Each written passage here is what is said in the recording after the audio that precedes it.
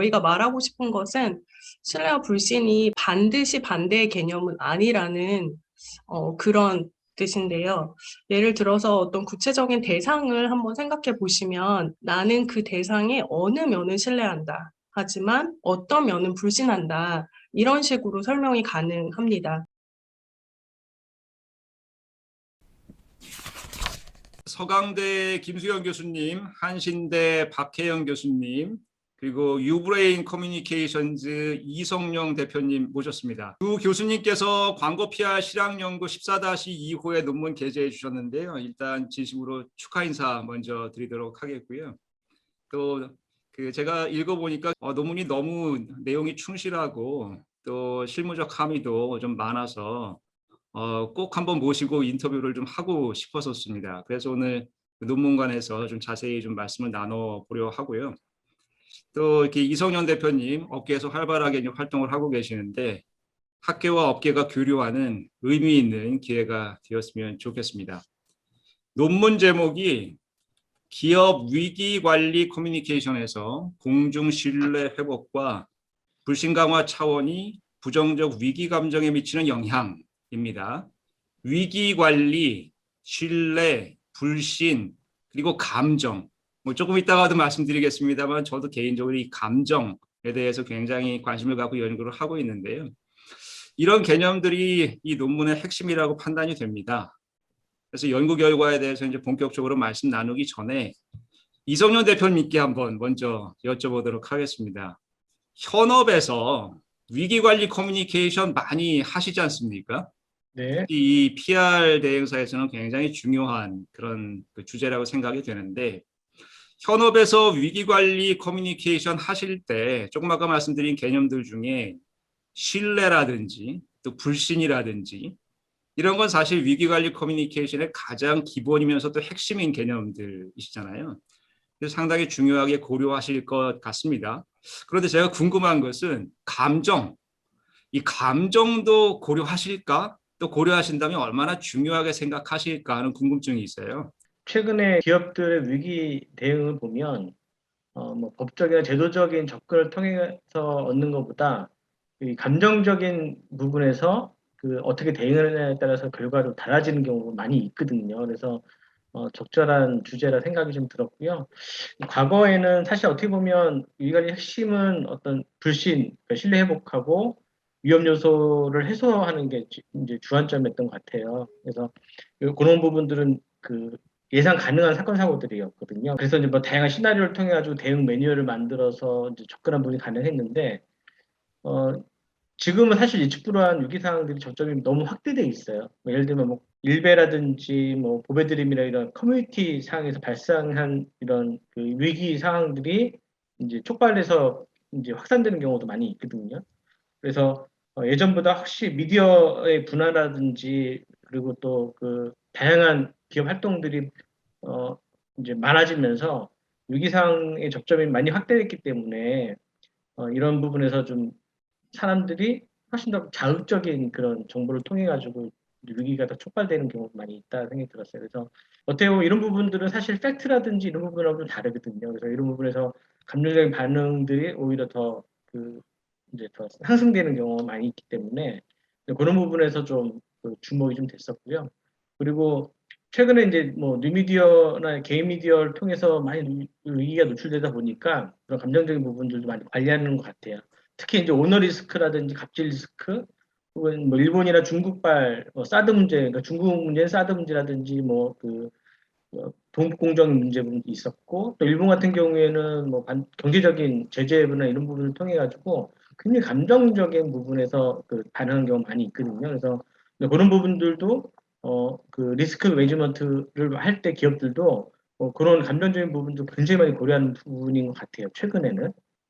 그리고 특히 이제 고객 리스크가 주안점이거든요. 그래서 어떤 사건 사고 외에 고객 리스크 같은 경우에는 법적인 해결이라든지 업무적인 이런 노력, 접근 방법 외에 감정적으로 해결되는 부분이 훨씬 더 많이 있어요. 그래서 어, 이제 그런 부분에서 이제 기업들이 과거에는 법 안에서 혹은 업무팀의 의견을 가지고 예, 법적으로 이제 대응했다면 최근에는 이런 부분들이 훨씬 더 얻는 것보다 있는 게 더 많다 보니까, 왜냐면 개인들이 갖고 있는 미디어 영역이 커졌잖아요. 훨씬 더 많이 커졌기 때문에. 그래서 이제 감정적인 접근을 통해 가지고 해소되는 경우가 훨씬 더 긍정적인 효과를 보는 그런 경험적인 사건들이 많이 축적되다 보니 기업들이 그렇게 노력하고 있는 것 같아요. 최근에. 그래서 연구 주제가 굉장히 적절하게 보여지고요. 그리고 그런 부분들이 또 실무적인 뭐 노력하는 분들, 기업들이라든지 전문가들이 굉장히 주목할 수 있는 주제가 아닐까라는 생각이 들었습니다. 예, 말씀 들어보니까 오늘 이런 그 자리를 마련한 게 너무나 잘 됐다 하는 생각이 또 다시 한번 드네요. 근데 제가 예상하고 또 제가 그냥 막연하게 짐작했던 것보다 현업에서도 이 감정이라고 하는 이슈가 위기 관리 차원에서 굉장히 중요하게 부각이 되고 있는 거네요. 좀 아까 대표님 이제 말씀하셨던 것처럼 예전에는 이 위기 관리가 상당히 예측 가능한 그런 관점에서 많이 진행이 됐었고 실제로 예측 가능한 위기들이 주로 발생하는 상황이었다면 최근에는 여러 가지 변화로 인해서 예측 불가능한 전혀 예상치 못했던 그런 상황들이 이제 발생하기 시작했고 또 이제 언급하신 것처럼 그 SNS의 영향, 특히 유튜브의 영향이 저는 굉장히 지대하다고 생각이 되는데 유튜브를 통해서 그 넘쳐나는 온갖 정보들, 근데 정보뿐만이 아니라 그 정보를 그 전달하는 메신저들이 거기에 이제 개인적인 감정들이 많이 이제 추가가 된 상태에서 전달이 되지 않습니까? 그래서 양극단의 그러한 이슈들이 막 넘쳐나다 보니까 그걸 받아들이시는 이제 공중들도 감정적으로 훨씬 더 뭐 이런 것들이 강화되지 않을까. 저희가 그래서 흔히 확증 편향 뭐 이런 이야기도 많이 하고 있습니다만 그래서 이제 감정이라고 하는 이슈가 점점 중요해지고 있는 그런 상황인 것 같고 그런 의미에서 그 두 교수님의 이번 논문이 훨씬 더 시의적절하다라고 또 이제 말씀을 해주셨습니다. 이번엔 그럼 두 분 교수님께 한번 여쭤보도록 하겠습니다. 저는 사실 PR보다는 광고 연구를 많이 하고 있는데요. 광고에 대한 소비자 반응 관련 연구의 경우에 감정보다는 이성에 더 많은 비중을 두고 있는 게 사실이거든요. 물론 저희가 밸런스를 맞춰야 되는 게 굉장히 중요하고 이성과 감성을 동시에 볼 수 있어야 되는데 광고 연구할 때 아무래도 심리학 이론을 저희가 많이 사용하는데요. 아시다시피 심리학 이론이 인포메이션 프로세싱에 초점을 맞추고 있지 않습니까? 결국 인포메이션 프로세싱은 정보 처리고 상당히 이성을 강조할 수밖에 없는 그런 관점인데 그래서 광고 쪽 상황은 그런데 PR 쪽은 어떠신지 좀 궁금하더라고요. 광고처럼 감정보다 이성에 초점을 맞춘 연구들이 더 많은지 그렇지 않은지 한번 좀 말씀해 주시면 감사하겠습니다. 뭐 대표님 말씀도 흥미롭게 들었고요. 뭐 PR 학에서도 감정과 이성을 뭐 그냥 양적으로 비교해 보면 아마 지금까지 이성에 더 초점이 맞추어졌던 건 사실인 것 같고요.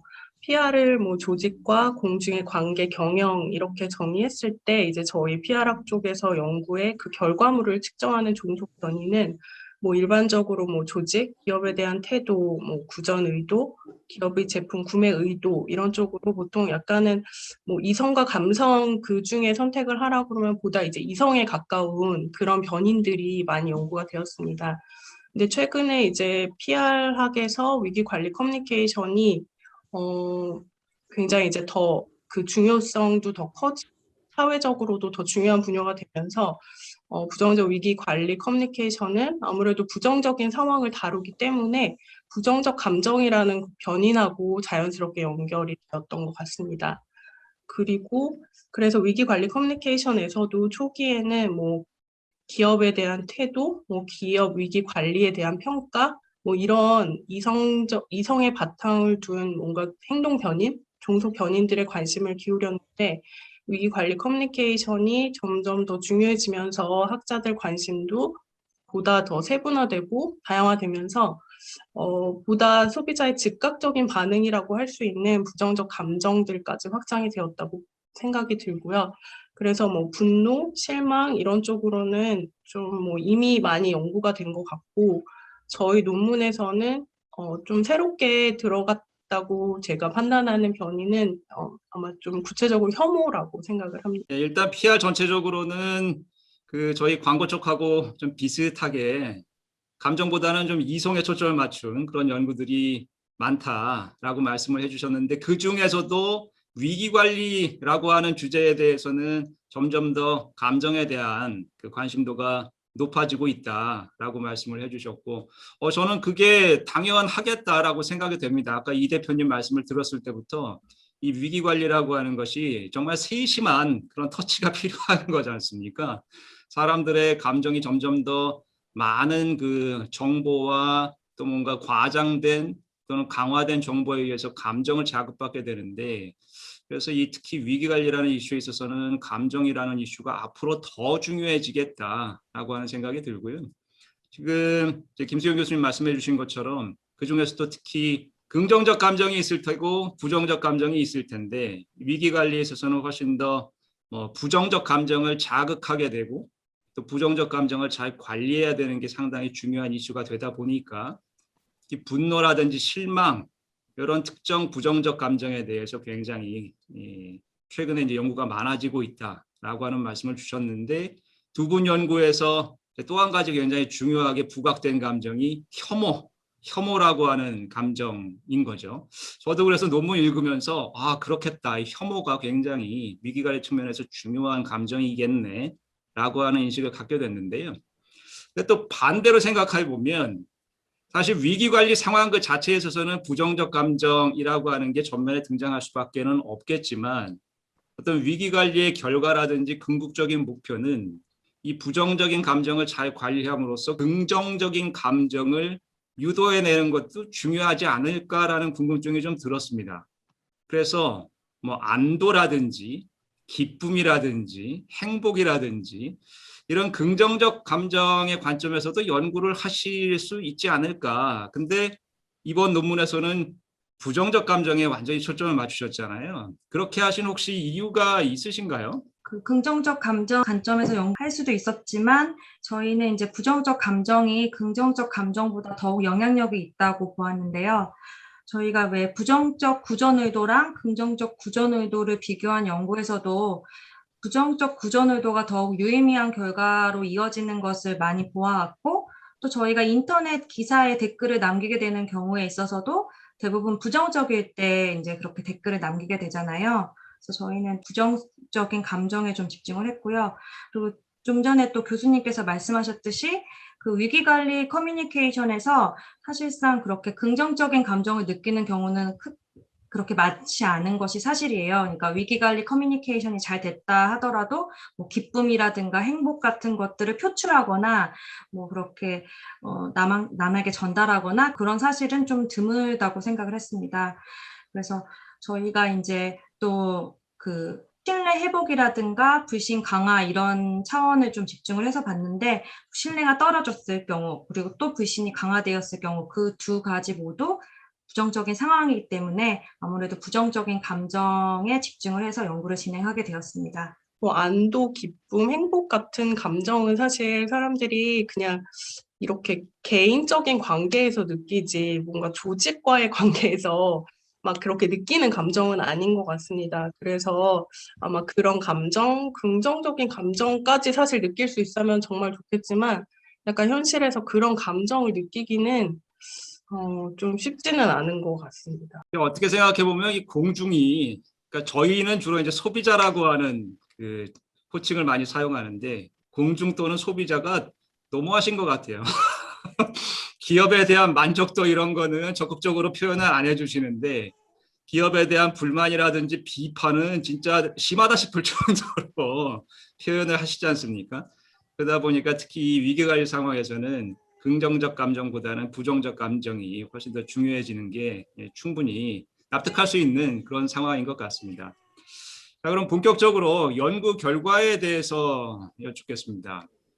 제가 논문을 읽으면서 일종의 충격 같은 약간 과장입니다만 충격을 느낀 부분이 일단 신뢰, 불신 이게 두 분 연구에 있어서 굉장히 중요한 개념인데 서로 다른 차원의 개념이다 라고 말씀을 하셨어요. 이 부분이 상당히 인상적이었습니다. 아까 말씀드린 것처럼 일종의 충격으로 저는 처음에 느껴졌었는데 왜냐하면 신뢰의 반대말이 뭐냐 라고 일반 사람들한테 물어보면 대부분 불신이요. 뭐 이렇게 대답하지 않겠습니까? 그리고 기존 연구에서도 사실 신뢰는 상대에 대한 자신감을 말하는 거고 불신은 이런 자신감이 결여된 상태를 말한 거다. 결국 반대되는 개념이다. 이렇게 정의한 연구들도 많았던 것 같고요. 그런데 두 분 연구에서 말씀하신 건 그렇지 않다라는 말씀이시지 않습니까? 왜 그런 건지 한번 설명을 좀 부탁드리겠습니다. 저희도 어쨌든 이 주제를 잡고 사실은 좀 처음에 약간은 진짜 헷갈리기도 하고 그랬던 것 같아요. 그래서 많이 이제 선행 연구들의 도움을 받았고, 그래서 저희가 말하고 싶은 것은 신뢰와 불신이 반드시 반대의 개념은 아니라는 그런 뜻인데요. 예를 들어서 어떤 구체적인 대상을 한번 생각해 보시면, 뭐 나는 신뢰한다, 불신한다 이렇게 이야기하는데 그걸 곰곰이 생각해 보시면 나는 그 대상의 어느 면은 신뢰한다. 하지만 어떤 면은 불신한다. 이런 식으로 설명이 가능합니다. 그래서 결국에 어떤 대상에 대해서 신뢰와 불신이 양립할 수 있다는 그러한 것을 저희는 말씀드리고 싶었던 거고요. 그래서 기업의 위기 관리 커뮤니케이션에 이런 개념을 적용했을 때는 위기 관리 커뮤니케이션에서 결국 중시해야 할 것들이 신뢰를 회복시키는 것 외에 불신을 강화시키지 않기 위해서는 어떤 노력을 할 수 있을까? 이런 거에 대해서 저희가 차별적으로 실증적으로 연구를 해보고 싶어서 이러한 연구를 진행하게 되었고요. 현실적으로 봤을 때 사실은 기업이나 조직이 위기 후에 신뢰를 바로 회복한다는 건 굉장히 어려운 일일 거예요, 아마. 그래서 어떻게 보면 신뢰를 회복하는 것이 너무 어렵기 때문에 그렇다면 불신을 강화시키지 않는 노력부터 해볼 수 있지 않을까. 그게 어떻게 보면 더 쉬울 수 있지 않을까. 이런 차원에서 저희가 신뢰와 불신을 차별적으로 구별하게 되었다고 생각이 듭니다. 네, 지금 설명을 들어보니까 아주 명확하게 이해가 되네요. 그러니까 똑같은 대상이라 하더라도 어떤 측면을 보느냐에 따라서 신뢰할 수 있는 측면도 있고 또 불신을 조장하는 그런 측면도 있고, 그래서 저희가 흔히 사람과의 관계에 있어서도 애증의 관계다 뭐 이런 것도 있을 수 있는 거 아닙니까? 사랑하지만 동시에 증오하기도 하는, 그 사람의 어느 측면을 보느냐에 따라서 달라질 수 있는 거니까 기업에 대해서도 충분히 그럴 수 있겠다라고 하는 생각이 들고, 또 그게 조금 아까 말씀해 주신 것처럼 단계별로 또 위기관리 상황에서 곧바로 신뢰를 회복하기는 어려우나 전 단계에서 불신이 강화되는 정도를 좀 감소시키고, 그런 것들이 조금 이제 시간이 지나고 좀 더 긍정적인 커뮤니케이션이 쌓여지면 본격적으로 신뢰가 회복되는 이런 그 서로 다른 단계 또는 과정의 차원으로 생각을 해볼 수도 있겠다라고 느껴졌습니다. 네, 뭐 잠깐 설명해 주신 건데 아주 명쾌하게 잘 이해를 시켜 주신 것 같아요. 그래서 논문에서도 말씀을 하셨었는데 사회적 관계가 매우 다중적이다. 그래서 기업이 위기관리 커뮤니케이션을 할 때도 소비자의 신뢰를 회복하려고 노력해야 하는 건 너무나 당연한 건데, 방금 말씀드린 것처럼 신뢰가 곧바로 회복되는 것이 아니고, 또 신뢰가 회복된다고 해서 자동적으로 불신이 해소되느냐? 또 그거는 아니다. 따라서 신뢰 회복을 위한 노력, 그리고 불신이 강화되지 않도록 하는 노력, 후자가 먼저 진행이 돼야 되겠네요. 그렇죠? 그래서 두 가지 노력을 병행해 나가야 된다라고 하는 말씀을 주셨습니다. 자, 그럼 이와 관련해서 이번에 대표님께 다시 한번 좀 여쭤보겠습니다. 방금 말씀드린 것처럼 신뢰 회복을 위한 노력과 불신이 강화되지 않도록 하는 노력, 뭐 비슷한 것 같지만 서로 다른 노력이 필요한 거지 않습니까? 실제로 위기관리 커뮤니케이션 하실 때 신뢰 회복을 위해서, 그리고 불신이 강화되지 않도록 하기 위해서 어떤 주로 사용하시는 방법들이 있지 않으실까 하는 궁금증이 들더라고요. 그래서 혹시 이런 어떤 구체적인 방법들이 있으시면 한번 말씀해 주시면 감사하겠습니다. 논문 결과 저도 이제 뭐 보면서 불신하고 신뢰를 이렇게 구분해서 위기 대응 관련된 그 여러 가지 방법들을 찾는 부분들은 굉장히 이제 훌륭한 인사이트인 것 같아요. 그래서 그 부분 관련돼서 이제 기업들이 기존에 어떻게 했는지를 조금 더 보면 그런 부분도 좀 분석할 수 있을 것 같은데, 연구한 만큼 저희가 뭐 이렇게 직관적으로는 많이 이제 좀 알 수는 있지만 연구를 토대로 해가지고 조금 이렇게 체계적으로 접근한 부분들은 아직 없었던 것 같아요. 그래서 향후에 실무에 이제 적용시킬 때 있는 그런 부분들은 많이 좀 저희도 감안해서 하려고 하고 있고요. 이제 교수님들 말씀 들어보면서 그 신뢰 회복은 어떻게 보면 과거 그 브랜드 자산이 얼마나 축적되어 있는지가 되게 중요한 것 같아요. 그래서 기업 평가 얼마나 우호적이고, 그리고 이런 부분에 따라서 신뢰 회복의 어떤 탄력성이 좌우된다고 저는 보고 있거든요. 그래서 과거의 브랜드 자산을 가지고 기업의 평판 관리 어떻게 해왔는지, 그래야 이런 부분에 따라서 이제 기업의 신뢰 회복이 빨리 되기도 하고 느려지기도 하는 것 같아요. 그래서 이제 이런 부분들은 뭐 다양한 툴들이 있지만 제일 중요한 게 이제 진정성 있는 사과, 그러니까 사과를 하는 여러 가지 이제 차원에서의 방법들이 있는데 이런 진정성 있는 사과, 그다음에 재발 방지를 위한 노력들, 또 위기상 이전에 위기가 발생했을 때 기업 내부에서 얼마나 그런 그 위기상 관련돼서 내부적으로 얼마나 노력해 왔는지, 예를 들면 뭐 그 미투라든지 이런 기업 내 문제 있을 때 그런 부분에서 어떻게 기업들이 노력해 왔는지를 보여줘야 되거든요. 그래서 그런 부분들도 신뢰 회복을 위한 툴들이 하는 것 같아요. 그리고 그렇게 노력을 해왔고 또 위기가 발생했을 때 조직 내부에 어떤 그 위기 상황들이 있었는지를 투명하게 다 볼 수 있는 부분이 필요한 것 같고, 그 다음에 이제 또 많이 이제 적용될 수 있는 부분들이 그 영향력 있는 제3자의 어떤 지원과 노력이 있죠. 그래서 기업이 정말 하고 싶은 이야기들을 뭐 서포터즈라든지 뭐 기업을 브랜드를 가치를 사랑해주는 소비자 이런 분들, 아니면 우호적인 협력사라든지 이런 부분을 통해 가지고, 아니면 노조라든지 이런 걸 통해서 이제 그 우리 목소리를 대신할 수 있는 분, 우리 신뢰해주는 다른 분들이 이야기를 통해 갖고 또 신뢰를 회복하시는 부분도 있는 것 같아요. 근데 이제 불신이 강화되지 않도록 하는 그런 노력들은 좀 미래지향적인 브랜드 구축이 필요한 노력이 아닐까 생각이 좀 들었거든요. 그래서 이렇게 불신이 강화되지 않도록 하려고 그러면 기존에 갖고 있는 위기 대응 매뉴얼이라든지 어떤 시스템적인 접근, 또 제도적인 개선이라든지, 또 위기 상황이 반복되지 않는다는 확신을 좀 심어줄 필요가 있을 것 같아요. 그래서 기업이 이제 사회적 책임을 얼마나 진정성 있게 노력하고 있는지, 그리고 무엇보다 고객의 눈높이에서 투명하게 소통하려고 노력하는 부분들, 이런 부분들이 소비자들에게 불신이 강화되지 않게끔 하는 그런 방법이 아닐까라고 이제 저는 뭐 직관적으로 이제 돌아보면서 말씀드린 거고요.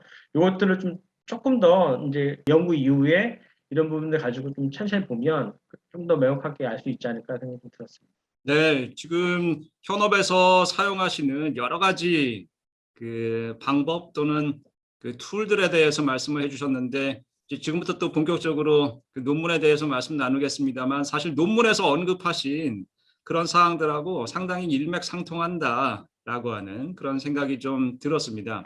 그런데 차이가 있다면, 대표님께서도 말씀하신 것처럼 현업에서는 굉장히 그 인사이트, 그리고 어떤 그 지금 상대로 하는 기업에 쌓아온 브랜드 자산의 정도, 이런 것들에 맞춰서 뭔가 좀 탄력적이고 또 시의성 같은 것들을 감안해 가시면서 변화를 주면서 적용을 하신다면, 두 분의 연구에 있어서는 그런 것들을 전체적으로 종합하시고 또 체계적으로 정리하셨다는 이런 차이가 있을 뿐이지, 실제로 그 진행되는 현상에 대한 이런 생각들은 거의 비슷하시다라고 하는 생각이 저는 일단 좀 들고요.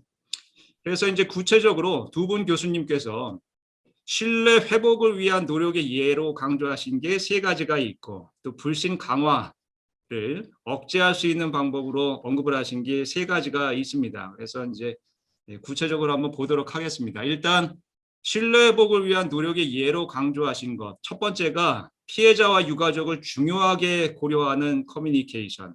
그러니까 적극적으로 대처를 해야 된다. 그리고 아까 대표님께서 말씀하신 적극적인 사과, 요거하고 같은 맥락이라고 생각이 되고요. 둘째, 약속을 이행하는 진정성 있는 커뮤니케이션. 진정성에 대해서도 대표님께서도 계속 강조를 하셨었고, 그리고 세 번째, 친사회적인 기업 문화. 요게 이제 조금 아까 말씀하셨던 그 서포터즈라든지 이런 사람들과의 관계 또는 적절한 활용, 이런 것들과 또 그 관련성이 있다라고 생각이 됩니다. 이 세 가지 중에서 첫째, 피해자와 유가족을 중요하게 고려하는 커뮤니케이션은 제가 판단하기에는 위기가 발생한 상황에서의 노력이라고 생각이 되고요. 반면에 약속을 이행하는 진정성 있는 커뮤니케이션, 그리고 친사회적 기업 문화는 평소에 해야 하는 노력이라고 판단이 됩니다. 그래서 실험을 통해서 이제 확인해 보셨고 결과적으로 보니까 세 가지 노력 모두 다 신뢰 회복에 긍정적인 영향을 미쳤다라고 하는 거고요. 또 실망, 분노, 혐오 같은 부정적 감정을 낮추는데도 효과가 있다라고 이제 검증이 됐습니다. 다시 말해서 위기가 발생했을 때 어떤 커뮤니케이션을 하는지도 중요하지만 평소에 어떤 커뮤니케이션을 하는지도 못지않게 중요하다라는 말씀이신 거죠. 근데 사실 이 부분은 어느 정도는 예상 가능한 결과라고 생각이 됩니다. 근데 상호작용 효과, 즉 세 가지 커뮤니케이션이 이렇게 복합적으로 어떤 영향을 미치는지 분석하셨지 않습니까? 그 결과가 상당히 재밌다라고 저는 느껴졌습니다.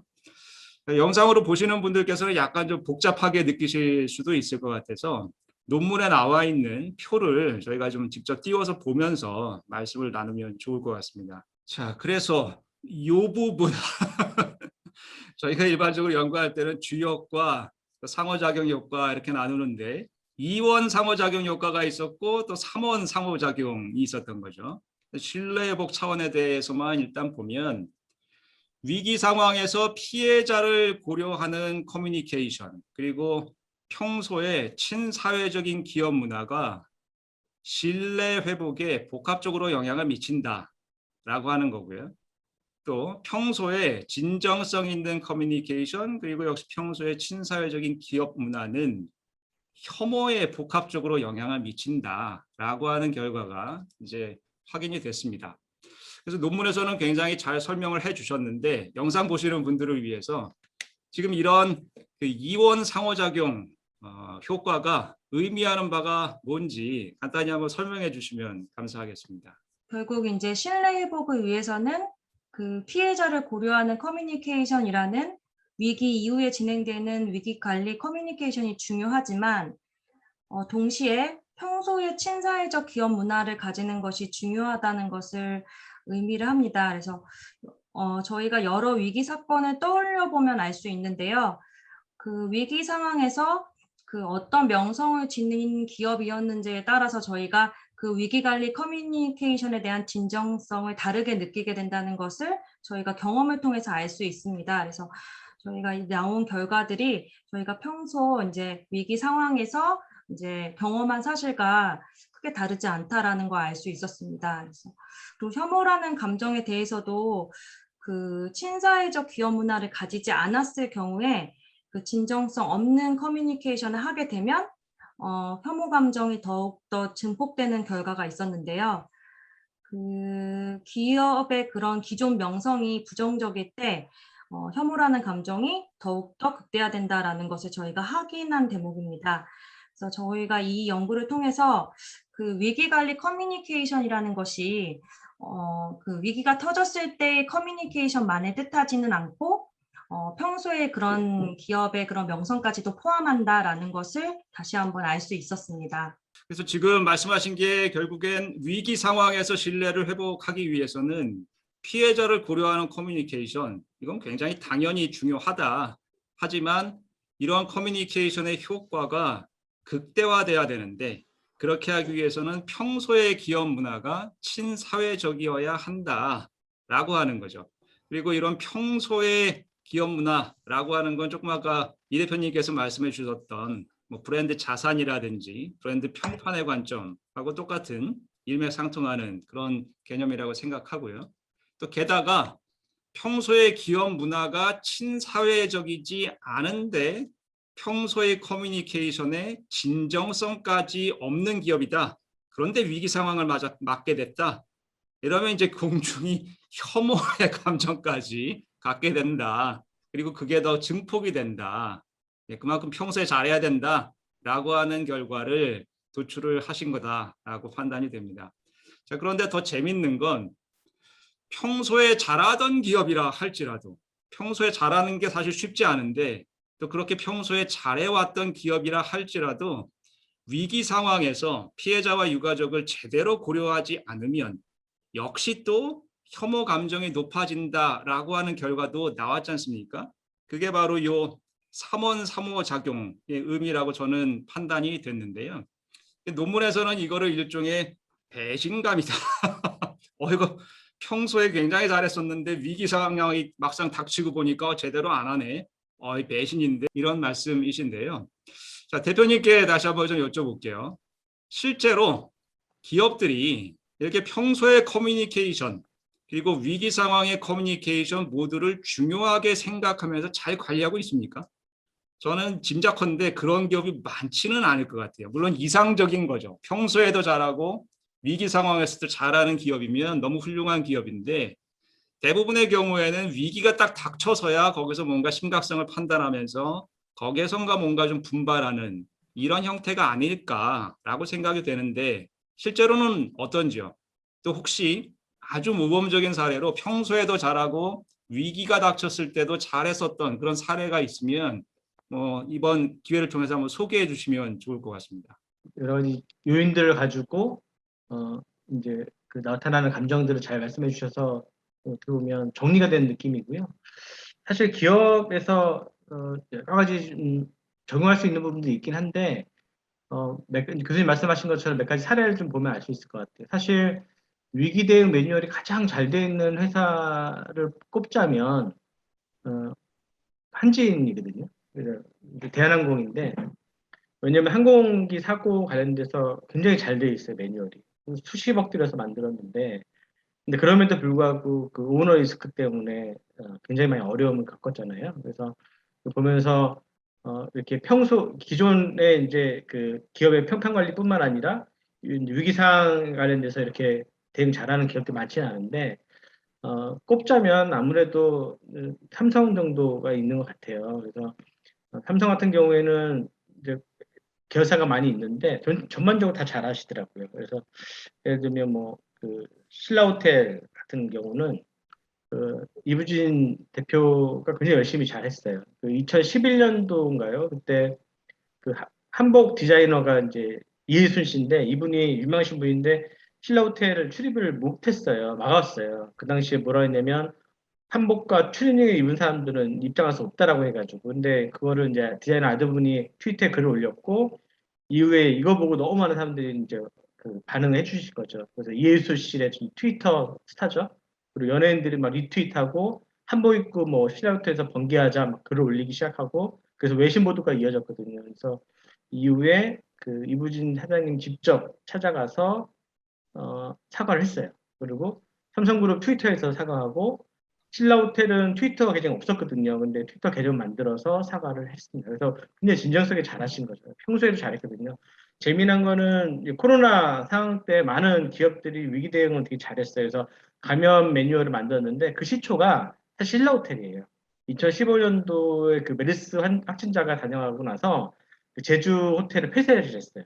폐쇄하고 나서 그 기간도 30억 정도 손실을 봤는데 이후에 이제 요 감염 관련된 매뉴얼이 이제 모험 사례가 되면서 최근에 코로나 때는 GS 홈쇼핑도 생방송을 이제 확진자가 나오니까 바로 중단했고요. 그리고 이마트 같은 경우에도 확진자 발생하자마자 바로 휴점을 했습니다. 그래서 그런 부분들이 보면 그 신라호텔 같은 경우에 잘 매뉴얼도 돼 있을 뿐만 아니라 예측된 위기도 잘했고 그 이후에 이제 그 평소에 이제 위기 상황에서도 진정성 있게 사과하는 부분이 잘 되어 있어서 그런 부분에 잘 대응해서 좋은 평 받고 있는 것 같아요. 네, 지금 그 한진 사례도 한번 말씀해 주셨고 또 삼성 그 중에서도 특히 그 신라호텔에 대해서 좀 말씀해 주셨는데 한진 말씀을 딱 들으니까 이게 매뉴얼을 갖춘다고 해서 되는 문제가 아니겠구나라고 하는 생각이 좀 명확히 좀 들고요.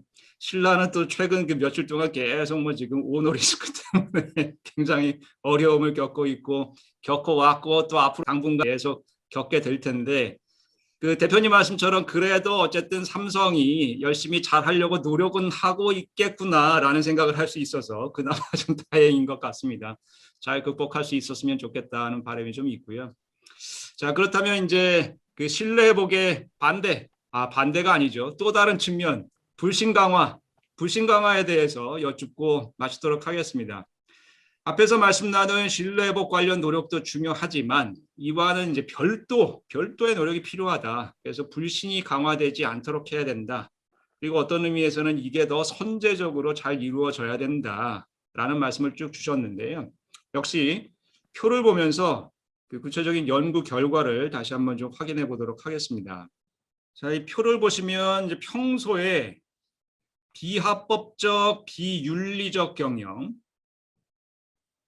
그리고 위기 상황에서의 폐쇄적인 커뮤니케이션, 그리고 반복적인 위기 관리 실패, 이런 것들이 이제 불신을 강화시키는 요인이다라고 하는 거죠. 더 나아가서 실망이라든지 또 분노라든지 혐오 같은 이런 부정적 감정에 불을 지른다 이런 거 제대로 잘 못하게 되면 그런 그 연구 결과가 이번 논문을 통해서도 이제 확인이 됐고요. 역시 상호작용 효과, 이 상호작용 효과가 굉장히 재미있는데요. 위기 상황에서의 폐쇄적인 커뮤니케이션 그리고 반복적인 위기 관리 실패가 복합적으로 영향을 미쳤지 않습니까? 이거 역시도 좀 두 분 교수님께서 간단히 한번 설명을 해주시면 감사하겠습니다. 네, 불신 강화에도 이제 세 차원이 있고 신뢰 회복처럼 이제 크게 두 가지로 나뉠 수가 있는데요. 그러니까 위기 후 커뮤니케이션에 해당하는 게 폐쇄적 커뮤니케이션하고 반복적 위기 관리 실패, 그리고 평상시에 기업 문화, 기업 경영이라고 할 수 있는 비합법적, 비윤리적 경영 이렇게 나뉠 수 있는데요. 여기서 이제 상호작용 효과는 사실 위기 후 커뮤니케이션에 해당하는 폐쇄적 커뮤니케이션하고 반복적 위기 관리 실패 이제 두 변인에서 나왔습니다. 그래서 결국에는 이 두 차원이 함께 잘못 이루어졌을 때 모든 종속 변인들인 실망, 분노, 혐오, 불신에서 굉장히 극대화될 수 있다는 걸 강조하는 결과고요. 그래서 위기 상황이라는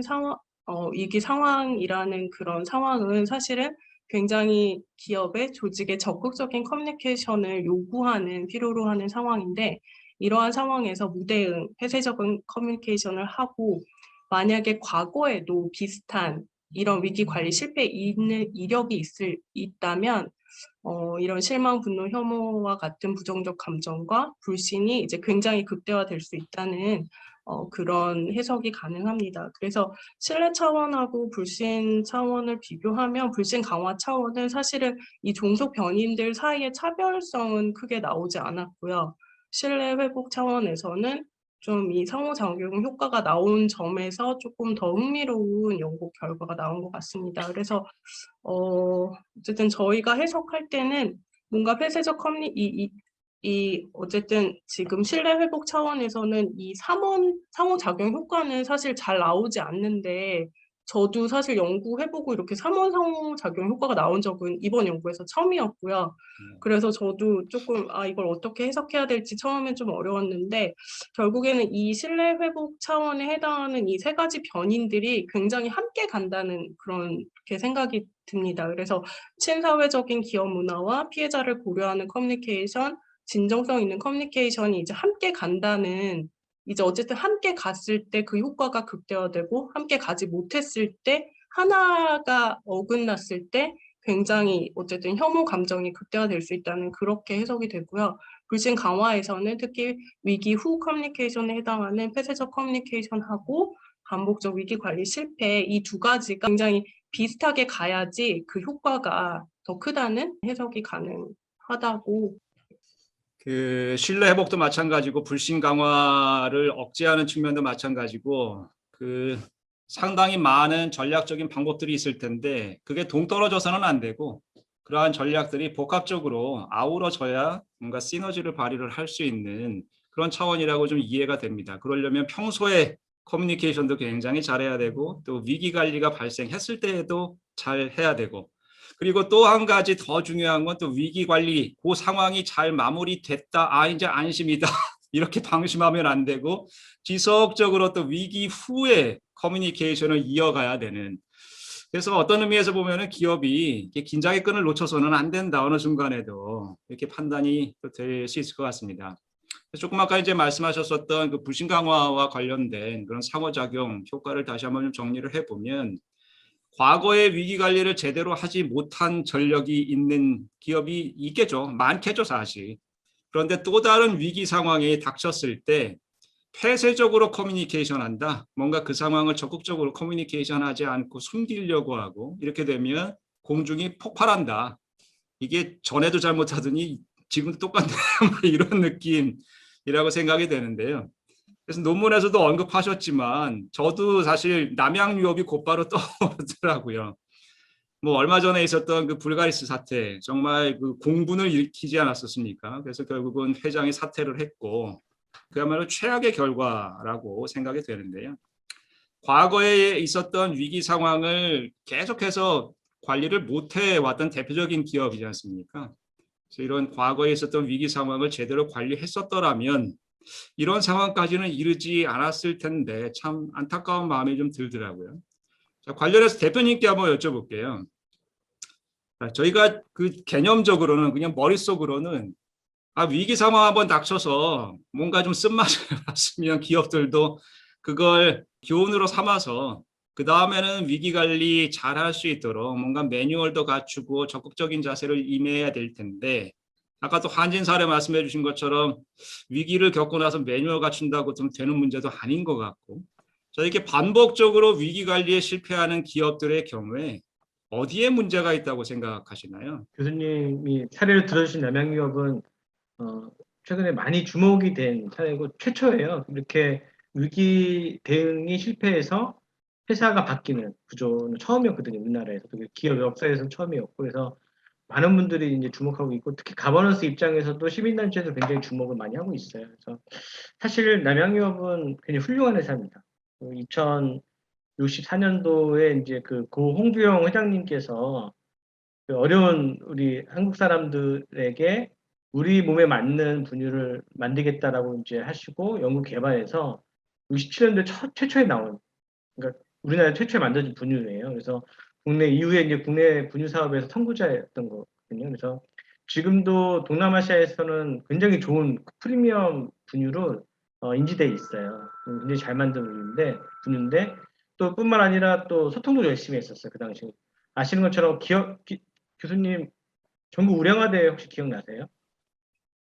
네, 그거 처음 만든 게 또 남양유업이 굉장히 소통에도 노력했던 회사인데 불구하고 2세 경영 이후에 이제 많이 실패를 많이 하죠. 뭐 경쟁사 비방 댓글 달았다가 그것도 홍보대행사 통해서 했었거든요. 그래서 그 문제 있었고 또 대리점주한테 갑질 폭언하고 이게 논란이 됐었고 또 창업주 외손녀 마약 투약 사건도 있었잖아요. 그리고 또 여직원들 내부적으로도 문제가 많았었어요. 여직원들 결혼 후에 계약직으로 강등시키고 임신 후에는 퇴사를 압박하고 그랬었어요. 그래서 기업 문화가 굉장히 후진적이었던 거고요. 그리고 마케팅적으로도 굉장히 문제가 많았었죠. 그 아인슈타인 DHA 함량을 과대해서 광고해서 문제가 됐었고 또 커피 믹스에 첨가물을 이제 잘못된 걸 넣었다라고 해가지고 위험 마케팅을 해서 업계에 이제 침체를 갖고 왔던 회사였고 아까 말씀하신 불가리스는 되게 재미난 사례예요. 왜냐하면 불가리스는 불가리아 정부와 아무 상관이 없었어요. 라이센스도 안 한 제품이에요. 근데 그 멜유업이 이제 불가리랑 정식으로 라이센스 갖고 온 불가리 그 관련된 유사 제품을 표절했다 소송을 했어요. 이곳에서 그런 거 되게 재밌었고 그리고 이제 이렇게 남양유업에 문제가 생기고 나서 어떻게 했냐면 자사 브랜드를 숨기고 백미당 같은 걸 출시를 했었고 그 대학 우유를 이제 생산해주는 제도를 대행했어요. 그러니까 이제 남양유 브랜드를 숨기고 이제 사업을 한 거죠. 그리고 이후에 이제 오너가 물러나시고 착한 경영을 선포해서 전문 경영인을 모셨는데도 불구하고 사실 기업 문화는 그렇게 투자하지 못했습니다. 이거 보면서 좀 나쁜 사례이긴 한데 지속적인 문제가 나오는 것도 보면서 평소에 이제 기업의 그 평판 관리는 안 하신 거잖아요. 초기에 이제 설립자의 유지를 받들어서 잘하고 있는 회사는 뭐 유양양이라든지 많이 있는데 남양유업은 그 실패한 거죠. 그리고 진정성 있는 커뮤니케이션도 안 하고 또 소비자와의 소통도 많이 안 하신 거고 그리고 투명한 기업 문화도 없었고 또 그 직원들을 우대하는 그런 게 없었던 거죠. 후진적이었죠. 성차별 뭐 예를 들면 아까 말씀드렸던 임신 출산에도 굉장히 적대적이었던 기업 문화 이런 부분도 보면서 기업의 사회적 책임에 대해서도 굉장히 좀 중요한 것 같고 또 기업의 투명한 문화도 굉장히 중요하고 이런 것들이 지속적으로 돼야 되는데 문제는 기업의 실체, 기업의 마케팅부터 시작해서 조직 문화까지 이런 기업 실체와 기업이 갖고 있는 가치 이런 부분들이 갭이 없어야 되거든요. 근데 이런 부분들을 갭을 없애기 위해서 전략적으로 관리하는 게 ESG잖아요. 그래서 근데 그런 부분들을 좀 중요한 관리 부서라든지 이제 전략기획실에서 이런 부분들을 좀 관리를 했었으면 어땠을까라는 생각이 좀 있고요. 그러면 이렇게까지 문제가 되지 않았을까 생각이 들었습니다. 근데 한편 이제 유럽이라든지 서구를 보면 그 제도적으로 또 보완이 또 있어요. 그러니까 기업 자체적으로 자생적으로 이렇게 노력할 수 있긴 하겠지만 쉽진 않거든요. 근데 유럽이나 서구에서는 징벌적 손해배상 제도가 있어서 기업들이 이런 위기를 만들고 나서 자연적인 노력이라든지 빠르게 기업의 과거를 인정하고 피해자와의 합의를 해가지고 사회적인 기업의 책임을 면하려는 노력을 하고 있어요. 그래서 그 징벌적 손해배상 제도를 통해 가지고 사회적으로 문제되면 이제 과중한 그 배상 문제잖아요. 이런 부분들이 기업들을 하여금 좀 계속해서 좀 긴장하게 만들고 노력하게 만드는 것 같아요. 그런 면에서 이제 최근에 그 저희 나라가 이제 중대재해처벌법을 통과시키고 상정하는 노력하고 있는데 이 산재 사고가 굉장히 많이 있잖아요. 이런 부분에서 영국 같은 경우에 기업 살인죄라고 이제 적용시키고 있거든요. 근데 한국이 그동안은 이런 부분들 외면하고 못했었는데 다행히 이제 이렇게 되면서 제도적으로 접근하게 되면서 기업들도 그런 부분에서 좀 그 안전한 조직 문화, 안전한 문화, 기업 문화 만들기 위해서 노력하는 부분들, 또 기업의 사회적 책임을 다하려고 노력하는 부분들이 싫든 좋든 하게 되는 것도 있는 것 같아요. 그래서 내부적으로 기업들이 할 노력도 있고 또 외부에서 또 정부 차원에서 제도적으로 이런 부분들 도와줄 수 있는 것도 좀 필요하지 않을까 생각이 들었습니다. 굉장히 중요한 말씀을 많이 해주셨는데 특히 그 기업의 실체와 기업이 추구하는 가치 여기에서 상당히 갭이 발생하고 있는 그런 기업들이 많은데 그 대표적인 기업이 지금 남양유업인데 이러한 갭을 줄이려고 하는 노력이 필요하다라고 하는 부분이 굉장히 강하게 다가오는 것 같고요. 사실 그 법적인 제도도 필요하겠죠. 그래서 뭐 중대과실에 대한 기업 책임이라든지 아니면 뭐 손실보상이라든지 이런 법적인 체계도 굉장히 중요하고 그래서 뭔가 강제하는 측면도 있어야 되겠지만 기업 내부적으로 일단 본인들 스스로 노력하는 것이 굉장히 중요할 텐데 상당히 많은 기업들이 오너의 모든 그 책임이라든지 결정 권한 같은 것들이 집중이 돼 있다 보니까 그러한 노력을 하고자 하더라도 그게 표면화되기가 쉽지 않은 상황은 아닐까 뭐 이런 생각도 좀 들기는 하거든요.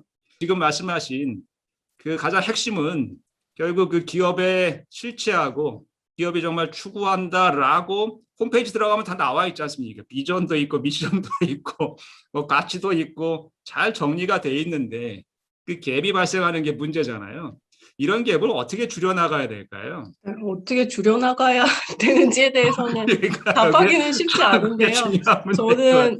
어쨌든 대표님 말씀 되게 귀한 말씀 잘 들었고요. 그냥 이 논문에 약간 그 개념을 적용했을 때 약간 가치라는 것이 뭔가 약간 평상시에 그 기업 문화에 해당되고 실체라는 것이 약간 위기가 일어났을 때 바로 그 즉각적인 커뮤니케이션을 어떻게 하느냐 약간 좀 이렇게 관련이 된다고 조금 이해 해석을 했습니다. 그럴 그래서 수 있겠네요. 약간 지금 말씀하신 그런 갭이 있다고 말씀하셨는데 그런 것들이 지금 저희 논문에서는 약간 그런 상호작용 효과가 유의미하게 나오고 특히 막 3원 상호작용 효과는 정말 거의 나오지 않는 효과인데 그런 효과가 나와서 저희도 깜짝 놀랐는데 어쨌든 그런 것들이 결국 위기 커뮤니케이션에서 그런 실체와 가치, 평상시의 기업 문화와 위기 후 커뮤니케이션의 일치가 얼마나 중요한가 그런 거를 조금 강조하는 쪽으로 저도 사실은 오늘 이 기회를 통해서 조금 더 이 논문에 대해서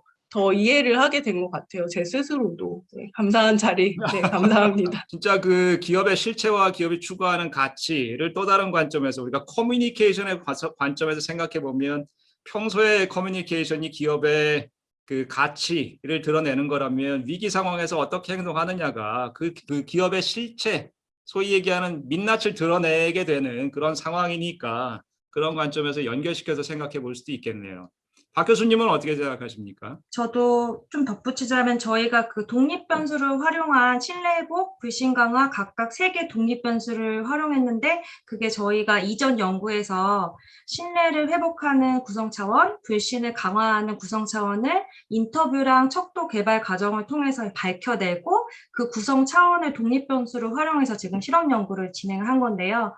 2원이랑 그 3원이랑 그 상호작용 효과 나온 걸 보면서 우리가 밝힌 구성 차원들이 정말 의존적인 관계성을 가지고 복합적으로 이제 연결성을 가지고 작용을 할 수 있겠구나라는 것을 한 번 더 알 수 있었던 이제 연구 결과가 나와서 너무 기뻤고요.